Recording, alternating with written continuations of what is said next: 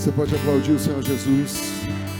Dizer: Senhor, eu apresento a minha vida como oferta de sacrifício. Eu apresento esse culto racional. E eu sei que o teu melhor está por vir. Posso ouvir amém? Aleluia. Você pode sentar. Com alegria, eu quero apresentar o nosso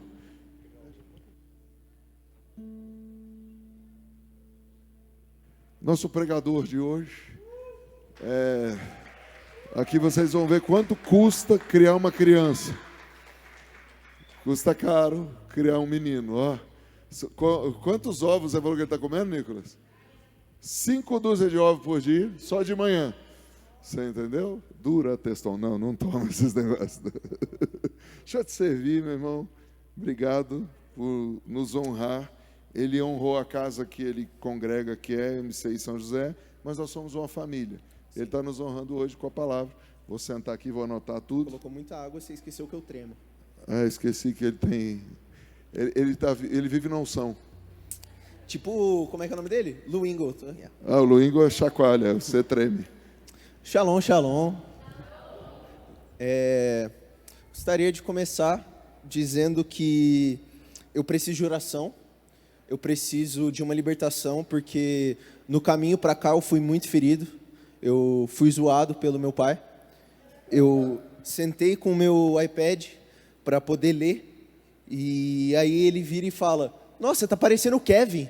Toda vez ele senta do meu lado e fica digitando. Eu falei: Maurício, aconteceu um negócio. Você virou para mim e falou assim... Quando que você falou da gente tocar? Uma semana atrás ele contou aqui. Ele falou: Benjamin, vai ter lá o incenso e adoração, vamos tocar. Aí entrou na minha cabeça: vamos tocar. Aí ele falou: não, e aí você vai pregar. E saiu aqui: você vai pregar. Aí eu falei: pô, vamos tocar. Aí ele me lembra hoje, porque eu perguntei, porque minha avó: ai, que legal, você vai pregar essa noite, né? Eu vou? Ela falou: seu pai disse que você vai. Liguei para ele, falei: pai, eu vou pregar hoje? Ele falou: inclusive você vai. Falei: então tá bom. Sentei 20 minutos antes de começar o jogo, fiquei digitando, escrevi a palavra inteira, tomara que seja bom. Consegui umas anotações da última vez que eu preguei lá no MCI São José. Semana passada eu preguei sobre provisão, que inclusive é o tema do mês, não está aí, mas é o tema do mês. E aí, um dia antes de eu pregar, eu contei para os meus pais sobre o que eu ia pregar, o que eu ia falar. E minha mãe falou para mim: fala um pouco da provisão de Deus na sua vida lá no Texas.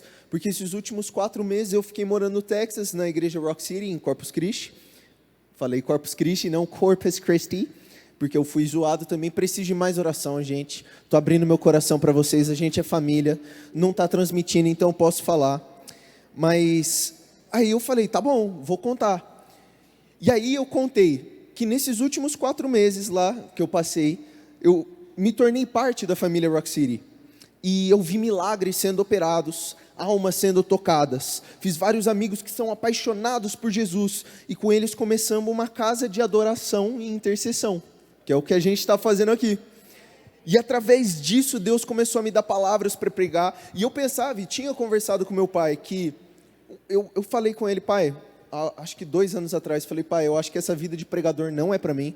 Eu dei uma de Moisés, falei: não sei falar, eu tenho TDA, sou disléxico, vai ficar ruim a pregação, assim como você, a gente vai ler a Bíblia, eu leio as palavras tudo errado, vai ficar difícil, eu não sirvo para ser pregador. E eu não queria pregar, eu não queria fazer isso, e eu sentia que eu não tinha o dom de falar, mas através disso, através dessa adoração, dessa oração, Deus colocou no meu coração um fogo para pregar. Maravilhoso, né? Incrível, né, gente? Para minha mãe não. Minha mãe falou: não era o que eu queria. Meu pai falou: não, foi muito bem, pregou bem, só no começo você estava meio nervoso, respira um pouco. Ele fez crítica construtiva, minha mãe fez crítica destrutiva. Não está transmitindo não, né? Então tá bom. É só cortar essa parte e tá tudo bem. Ela falou: não era isso que eu queria que você falasse não. Eu falei: por que você não pegou o microfone e foi falar então, né? Aí ela veio falar: não, o que eu quis dizer era para você contar as outras histórias. E agora, já que estou pregando de novo, vou contar essas outras histórias que é mais sobre o natural, né? Estava lá, vivendo, sem carro, podia dirigir, mas não podia alugar carro, porque é um negócio incrível, você pode dirigir com 16 anos lá, mas para alugar carro tem que ter 25. Aí eu falei, que legal, vou ter que fazer o quê? Andar de bike. Aí eu pensei, pô, vou ter que comprar uma bike, tudo, e um dia, a gente andando lá na vizinhança, vejo 2 bicicletas, estava eu e mais um brasileiro, vejo 2 bicicletas com uma placa, de graça. Falei, é Deus, é a provisão de Deus. Amém, conseguimos. Aí um dia a gente foi caçar, porque Texas tem muito esse negócio de caçar, atirar, e eu vi como que crente é diferente nos lugares. Porque crente aqui você fala, pô, não, estou precisando de uma provisão, Deus tem que me dar dinheiro, eu preciso pagar a conta, tá? Lá a gente estava caçando, eu olho para o lado, o brasileiro que veio com, o americano que veio com o Kevin para cá, que tem 18 anos, foi caçar com a gente, eu olho para o lado, ele está orando, Deus, dá um coelho para esses brasileiros matar, eles precisam caçar alguma coisa. Falando, amém, e a gente ficou até tarde da noite, conseguimos pegar o coelho, foi outra provisão de Deus. Amém, né, gente? E era isso que minha mãe queria que eu contasse. Maravilha, não é?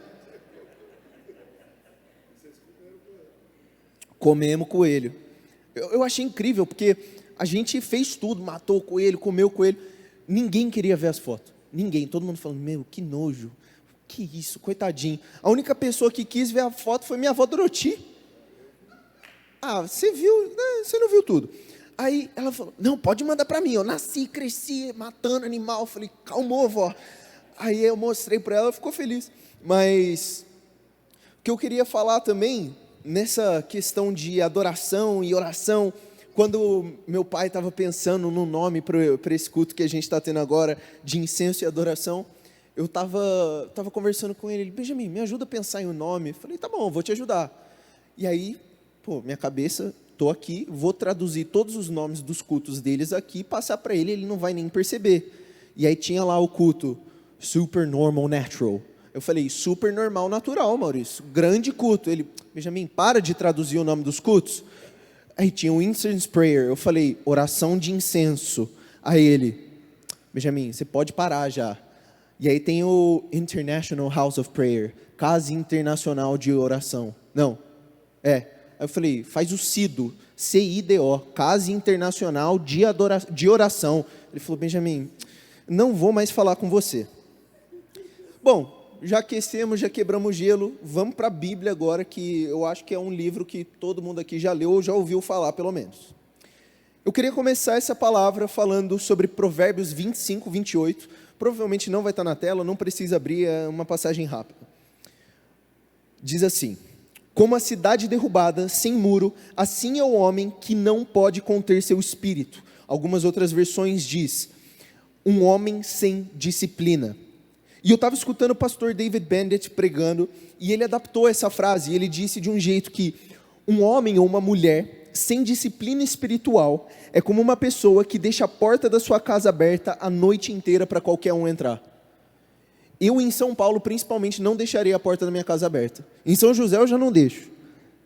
E ele falou mais ainda, alguns de nós somos tão indisciplinados que tiramos a porta das dobradiças e colocamos na rua.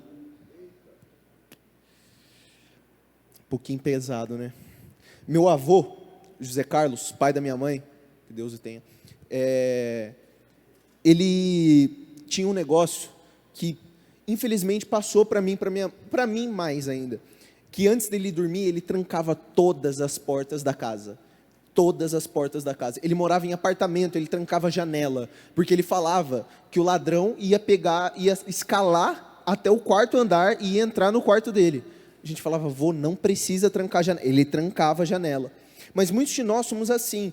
Quando nós somos indisciplinados na palavra, indisciplinados espiritualmente, nós deixamos nossa porta aberta para o inimigo entrar. Nós deixamos nossa alma aberta para o inimigo entrar. E isso vai gerando brechas, e é isso que Ezequiel fala também. Na palavra que eu dei em São José semana passada, eu não sei se todos escutaram, mas eu falei um pouco sobre Deus chamar quem sente que não está preparado.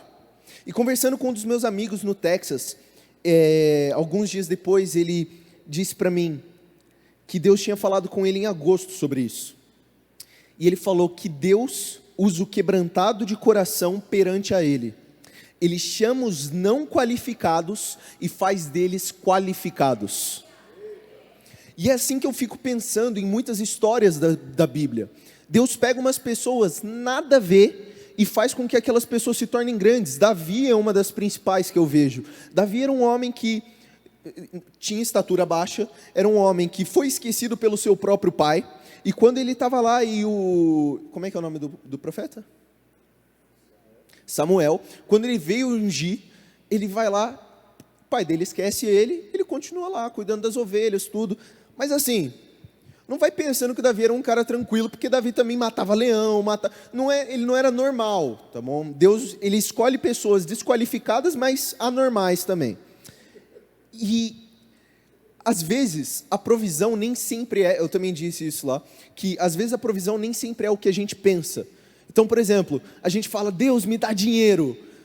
Deus muitas vezes não vai te dar dinheiro, Ele vai te abrir uma porta de emprego, amém? Você fala, Deus me dá forças, Ele vai te dar batalhas para você ser forte. Você fala, Deus me dá domínio próprio, Ele vai trazer aquele membro da sua família que não é chato, ele é só desprovido de ser legal, e Ele vai usar para atiçar a sua alma e você ser calmo, ser paciente. Mas Ele pega Davi, Ele leva Davi até os gigantes, e aí o pessoal fala, pô, mano, a gente tem vários guerreiros aqui, vários pessoal de espada, estão tudo se tremendo ali, não querendo ir lutar com aquele maluco lá, o Golias, e esse molequinho veio trazer pão e queijo e está falando que vai matar com o pé. Ah, parou. Mas ele vê Davi, ele disse a Davi, ei, rei ungido. Ele não disse, ei, baixinho, com 5 pedrinhas na mão. Ele disse, ei, rei ungido. Ele vê Gideão e diz, ei, guerreiro valente. Ele não vê Moisés e diz, ei, seu adotado que gagueja. Ele fala, ei, seu pregador talentoso, você que vai liderar multidões. Às vezes a gente vê pessoas e só vê por fora, mas Deus já está vendo o futuro, Deus já está vendo o que Ele vai fazer através daquela pessoa.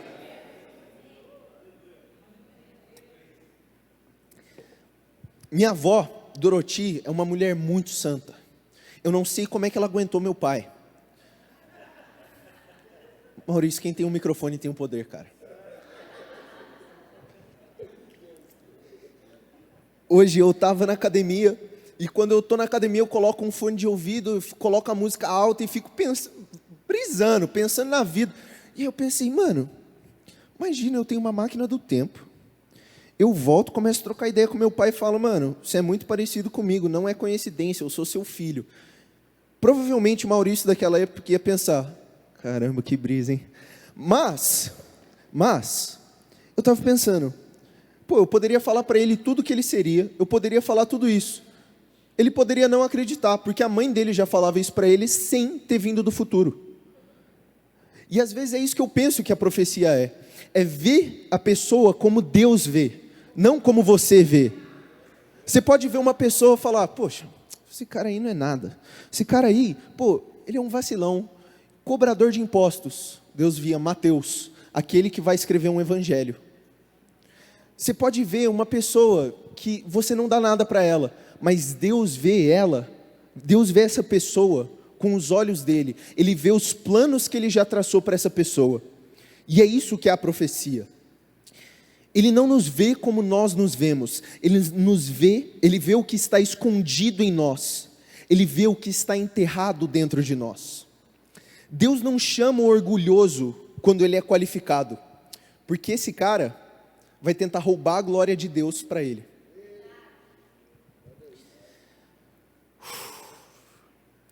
Quando Ele nos chama enquanto estamos fracos, Ele planeja glorificar a gente para nos tornar santos e justos. Ele nos fez co-herdeiros do seu reino. Quando Jesus vem, Ele vem para Israel, Ele chega, nasce como homem, e Ele fala, o Messias sou eu não vim para libertar vocês dos romanos, mas eu vim para libertar vocês do pecado, da imoralidade e da morte. Eu não sou aquele Messias que vai guerrear contra a carne, mas eu vou guerrear no espírito. esse é Jesus. Eu tenho um reino muito maior para vocês do que o Império Romano. Eu tenho um reino muito maior para vocês do que qualquer reino na terra. É o reino de Deus. E Ele nos fez co-herdeiros mesmo sem a gente merecer. Nós precisamos alcançar o nosso potencial completo. E somente o amor perfeito de Deus lança fora todo medo. E através das nossas fraquezas, o perfeito amor dele brilha por meio de nós.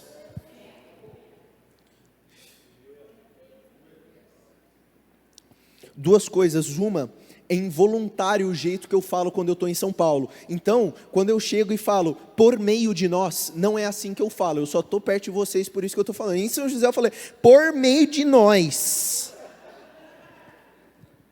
Mas esse negócio do medo é muito engraçado, porque quando eu era pequeno eu tinha muito medo de chuva. Mas não era nem só a chuva, eu vi uma nuvem preta no céu, eu já estava mal, já estava quase vomitando, chorando, falando, pai, mãe, vai chover. E eles falavam, pô, esse menino é profeta. É que nem aquele, como é que é o nome do profeta que viu a nuvem do tamanho da mão de um homem? Não estão lendo a Bíblia, gente? É Elias, tá certo. Eles falavam, esse menino deve ser que nem Elias. Ele viu a pequena nuvem, já está vendo um tsunami vindo.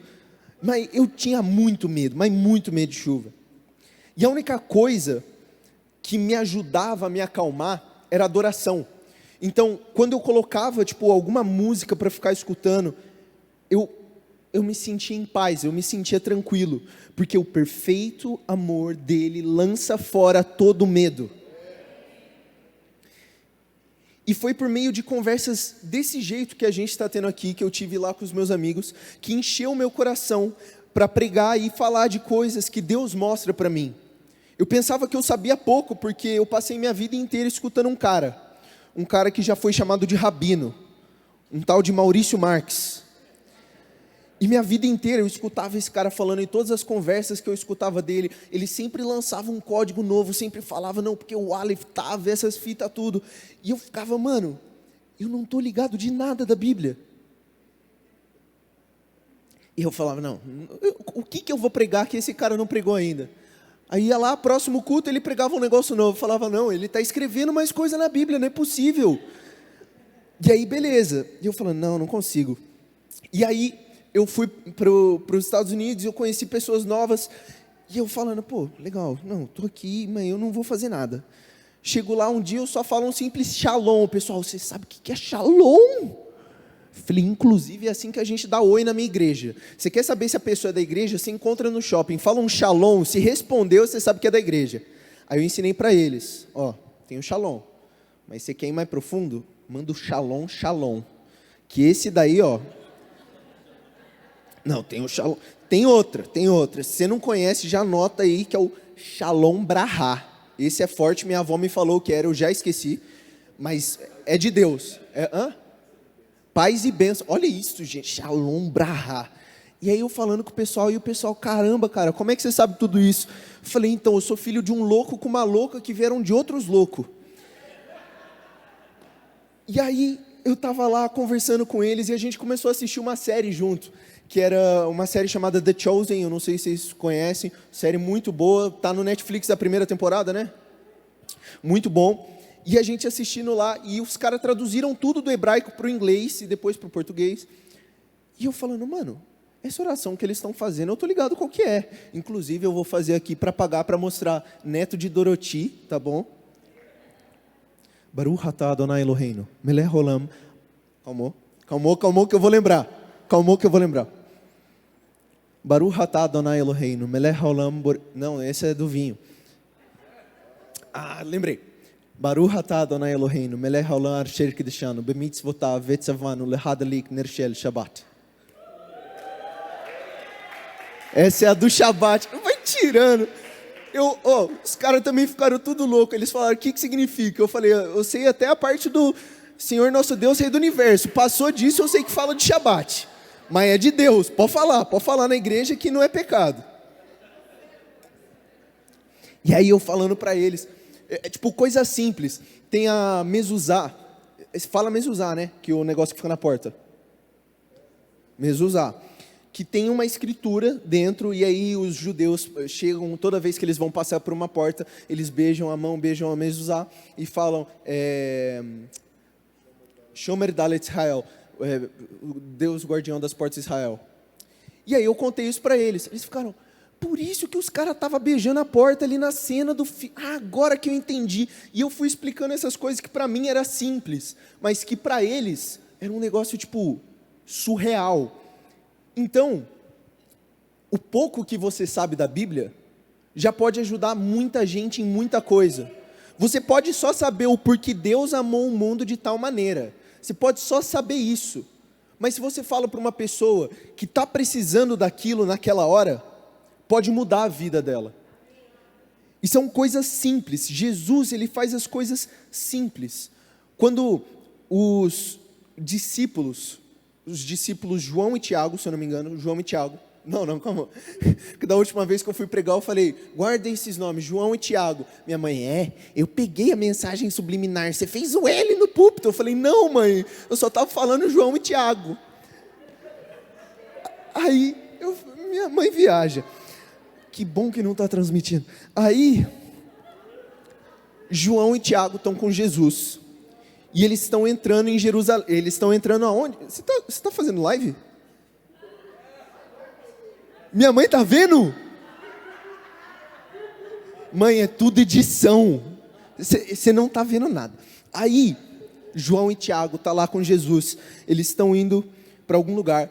E os samaritanos, se eu não me engano, não aceitam eles porque eles estão vestidos como a quem ia a Jerusalém. E aí, João e Tiago ficam loucos, eles viram e falam, Jesus, os caras não aceitaram a gente, você quer que a gente peça para Deus mandar fogo do céu para matar esses caras? Jesus fala, mano, você não sabe de qual espírito vocês são? Vocês não sabem que eu não vim para matar os outros, mas para salvar os outros? E as pessoas às vezes acham que esse negócio do espiritual é muito difícil, mas é muito fácil. Jesus, ele salvava as pessoas com poucas palavras, e eu vi isso conversando com um amigo meu, que a gente estava trabalhando agora em Itu, fazendo uma gravação, e ele virou para mim e falou, seu pai que é o Maurício, o pastor da MSI, eu falei, MCI, quase lá irmão, a dislexia te pegou, aí ele falou, é ele mesmo, ele que fez aquele casamento, ele falou do seu avô, que o seu avô, quando chegou nos 60 anos, Deus virou para ele e falou que ele entraria nos melhores anos da vida dele. E eu conto aquilo para todos os senhores da minha igreja. E um senhor da minha igreja estava lá, ele falou, já era aposentado, ele não queria mais fazer nada. Eu contei esse testemunho para ele, ele voltou a fazer coisas na igreja, voltou a tirar fotos, ele voltou a trabalhar, porque ele sabia que Deus tinha um plano maior para ele. Ele não citou nenhuma escritura, ele não falou nada, ele não mandou, eis que diz o Senhor, ele não fez nada disso, ele só falou uma história. E, calma que eu me perdi. Tá, achei. E aí, muito nessas conversas que eu estava tendo lá com o pessoal, Deus me deu muitos códigos. Mas é aí que a gente entende que às vezes a gente precisa pagar um preço para entender as coisas de Deus. E qual foi o preço que eu paguei? Estava na igreja e tinham 2 cultos. O culto das 10 horas da manhã e o culto das 11h30. E entre os cultos, geralmente a gente tinha 10, 15 minutos de intervalo, e eu trabalhava nos 2, geralmente. Então, entre um culto e outro, eu ia na cafeteria, pegava um café para ficar acordado e voltava. Um dia eu estava indo para a cafeteria, depois de eu ter dado meu testemunho, falando que eu tinha escrito um livro com 8 anos, o cara me para e fala assim, eu também tenho um livro. Eu falei, que bom, irmão. Ele falou, não, meu livro fala sobre isso, e ficou falando. Ele falou coisas muito legais, em 30 minutos que poderia resumir em 5. Mas ele me deu um código muito bom. Qual é o tesouro mais valioso enterrado na terra?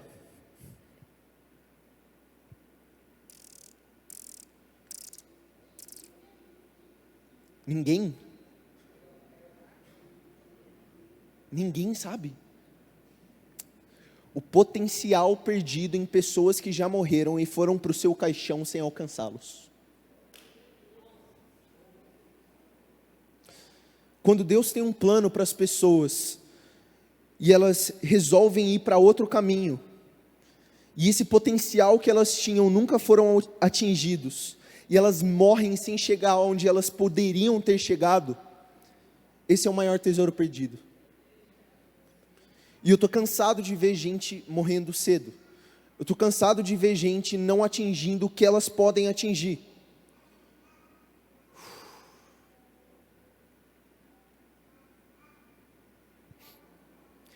Agora voltando para Ezequiel, quando ele diz sobre entrar na brecha, muitas vezes você precisa ser a brecha e entrar em oração por um parente. Mesmo que ele, de novo, não é que ele é chato, ele não é agraciado com ser legal.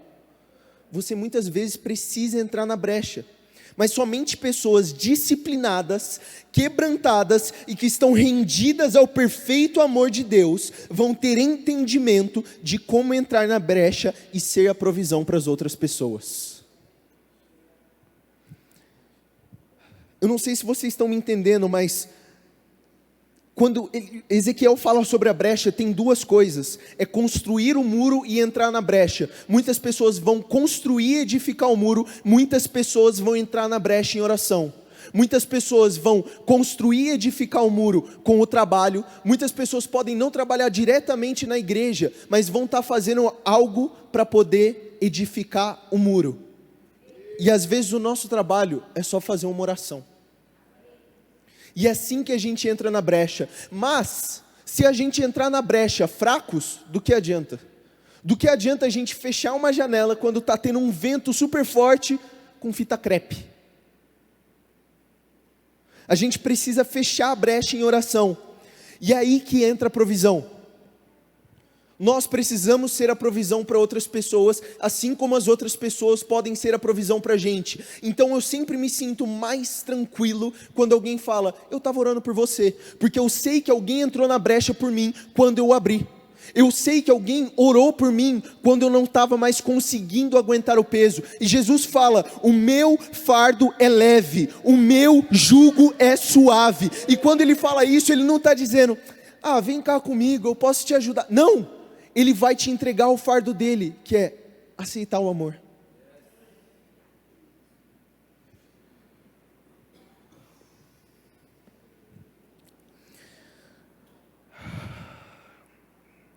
Muitas vezes a gente precisa estar disposto a ouvir de Deus aonde Ele quer colocar a gente na brecha. Às vezes a gente sente um negócio: nossa, saudade daquela pessoa. Às vezes Deus está falando: ora por ela. Ela pode estar passando por um negócio que você não sabe. Uma das histórias que me lembra muito isso é a história da minha avó. Quando ela sofreu um acidente, a mãe dela viu um passarinho que bateu na janela, não foi isso? A mãe dela foi lá, minha bisavó, pegou, cuidou desse passarinho. No mesmo momento, minha avó estava quase morrendo por causa de um acidente de carro que ela tinha sofrido e tinha entrado debaixo de um caminhão. Muitas vezes esse sentimento que a gente sente de lembrar de alguém é só... Você não precisa parar, ajoelhar, orar de joelho no milho. Não, você só precisa: Deus, guarda essa pessoa, cuida dela, toca ela onde ela estiver. E é isso que é entrar na brecha, é isso que é ser provisão para os outros. Porque como uma família, a gente vai se edificando, a gente vai criando laços e um ajudando ao outro.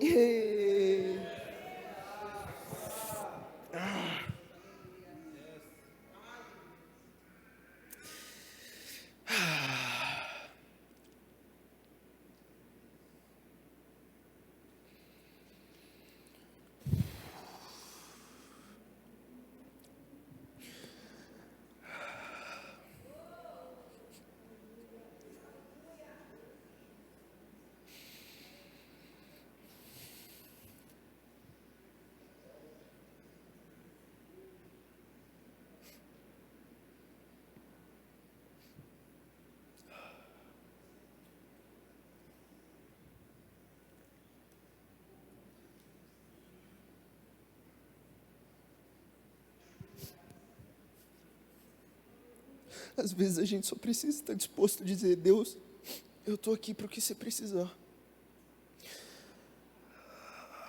Aonde você me quiser, aonde você estiver indo, eu vou contigo. Aonde eu for, eu te levo comigo, e onde você for, eu vou com você. Aonde eu for, eu te levo comigo.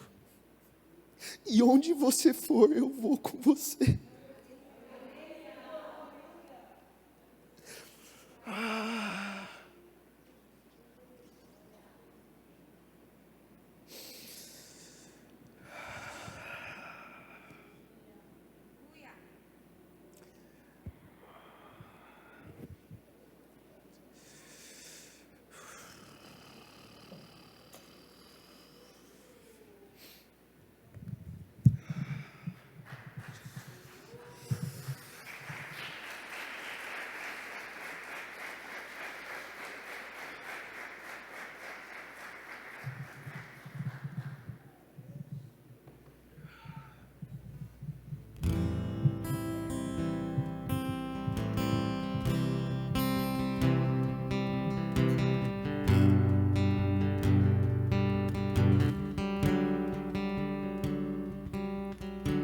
Os puros verão em plena perfeição a glória que reside no Pai.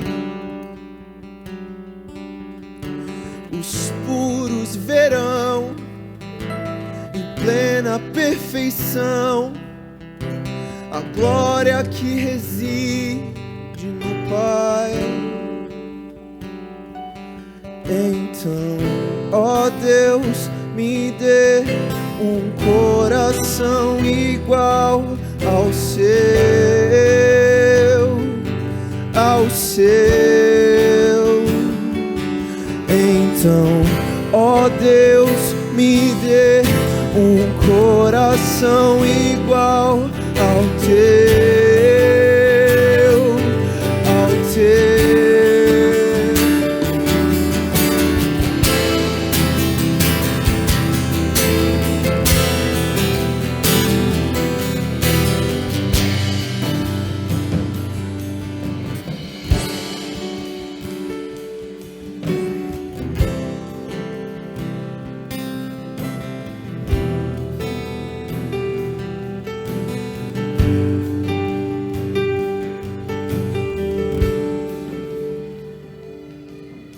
Eu quero fazer um negócio que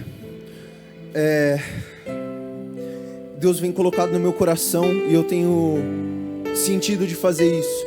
Se você sente que você está precisando de oração, vou chamar todos os intercessores, pastores, vem aqui pra frente. Todo mundo, fiquem aqui, tipo, numa fila mesmo.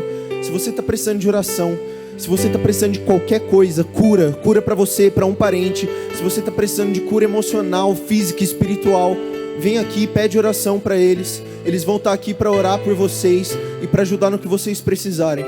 A gente vai continuar adorando. Se você quiser deitar no chão, sentar, ficar de pé, só adora Jesus. Se você precisar de ajuda, vem conversar com os nossos líderes.